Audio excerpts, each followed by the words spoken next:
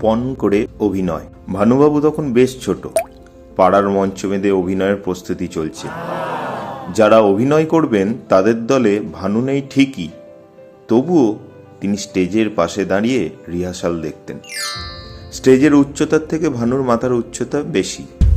হঠাৎ কে একজন রিহার্সালে পাঠ করতে করতে ভানুর মাথায় ধাঁই করে এক লাথ কষিয়ে দিল। ভানু লিখেছিলেন, আমি লাথিটা ঠিক হজম করতে পারিনি। সেই থেকে পণ করলেন তাকেও স্টেজে নামতে হবে। সুযোগও হাজির হলো গুটি গুটি পায়। কিছুদিন পর পাড়াতে নতুন নাটকের মহড়া শুরু হয়েছে। পালার নাম রণবীর। ভানু যথারীতি নাটকের প্রতিদিনের মহড়ার একজন উৎসাহী ও মনোযোগী দর্শক শ্রোতা।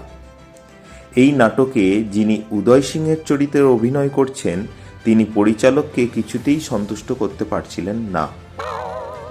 একদিন তার অনুপস্থিতিতে ভানুকে উদয় সিংহের পাঠ বলতে বলা হলো।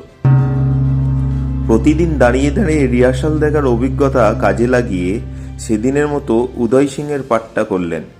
মহড়ার শেষে পরিচালক নতুন উদয় সিংহ পেলেন, রোপণ করলেন ভবিষ্যতের এক কিংবদন্তির বীজ।